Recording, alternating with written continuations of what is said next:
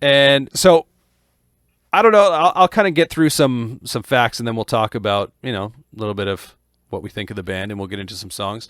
But the name Boxcar Racer actually comes from a band that Travis was in shortly after high school. That was called Boxcar Racer. He just kind of thought it was a meaningless, silly name that kind of sounded cool but didn't have much. But DeLong actually took a liking to the name after he learned that the B-52 bomber that dropped the atomic bomb on Nagasaki, I believe, was called Boxcar. More specifically, it looks like it was Boxcar. And he thought it had kind of an end of times feel to it. Clearly this record was a bit of a departure for Tom from his, what he was writing at that time. Like, because this came after Take Off Your Pants and Jacket, right? Or is it before Take Off Your Pants and Jacket? No, it would have been after. Yeah, let's say I'm pretty sure it was after. And so it's darker than what he was doing in Blink-182, more serious music. It was kind of heavier at times for sure. Blink was light and fun. He wanted to get serious. This could be wrong, but I feel like I read in Travis Barker's autobiography that he actually introduced Tom to the music of Fugazi, which is what eventually led to Boxcar Racer being a thing. Like, I'm pretty sure in I think what's Barker Travis's autobiography thing is called. Yeah, I think it's called Can I Say? Is that what it's called? No, it's something and drums. Oh yeah, maybe. Yeah, I can't remember. Yeah. But anyway, regardless, I'm pretty sure I remember him basically saying that, up until that point, Tom really only listened to like the Descendants and pop punk and, like the skate punk, that sort of stuff. Didn't really venture too far outside, which, I mean, Fugazi's not really venturing too far. You're still under that same punk rock umbrella, but I feel like I read that. I could be wrong, but and I guess Tom was also feeling creatively stunted during the recording of Take Off Your Pants and Jacket. So this must have come after Take Off Your Pants and Jacket. He was saying Blink is like painting. You have all these colors you can use, but you only use one. Right. And so he wanted to kind of get out and express that.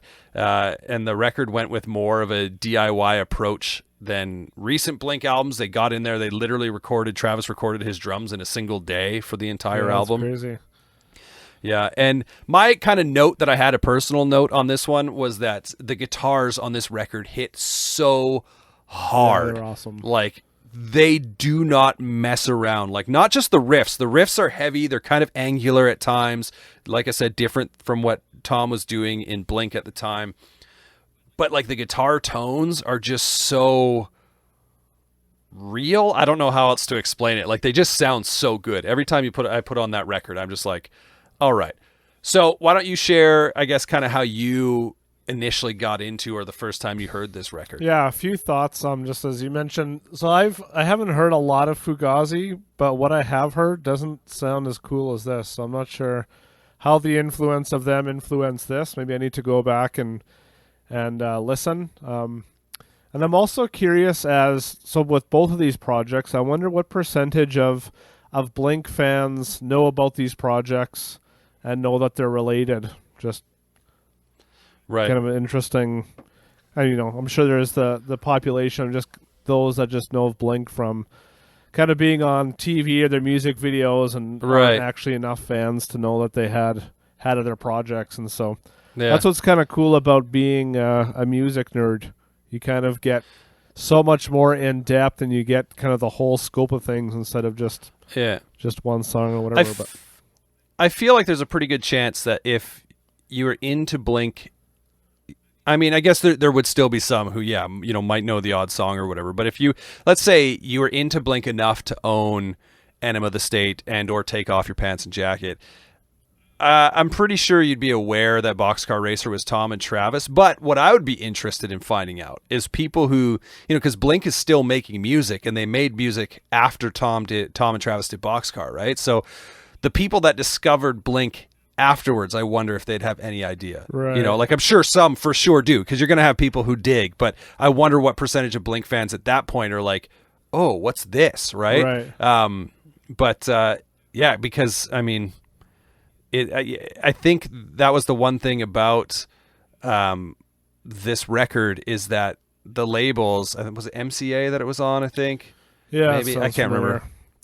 But I think they were like, well, anything to do with Blink is going to sell. Like, so let's just get it out there because they were, kind of at the top of the food chain at that time. But I think if you were into them enough to own an album, or have at least burned an album at that, like, wanted to listen to more than just the radio singles, you probably knew that Boxcar Racer was for sure a thing.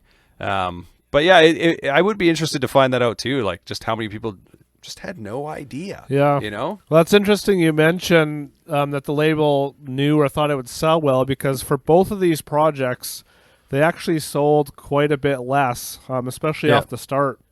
I mean, they both went on to sell, 250,000 plus, which is still a lot, but not really when you compare it to, the 10 million that Enema did and however much the albums did after that. And so I guess that kind of goes to show either people didn't know that it was related to Blink, or they just didn't care or didn't like it, or whatever. But I can't really remember the exact moment that I heard this. I definitely listened to this album more than I did Plus 44.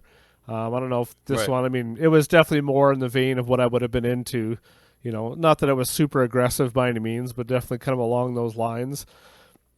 What I find interesting is I wonder why they didn't just make this a Blink album. Like, I saw that, there was a bunch of tension between Mark and Tom because Mark felt left out of the project.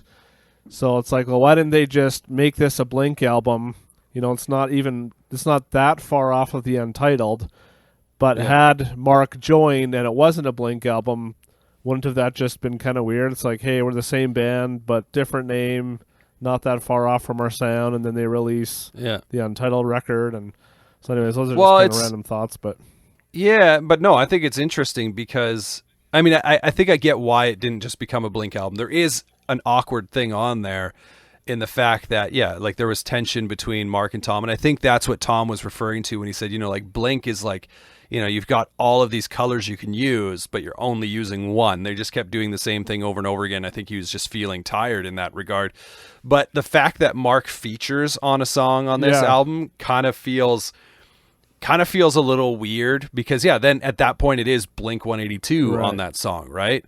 And I wonder, like, this album definitely serves, as a bridge between Take Off Your Pants and Jacket and the Untitled record as far as, like, what would happen musically for that band, because Untitled was quite a bit different from previous Blink records.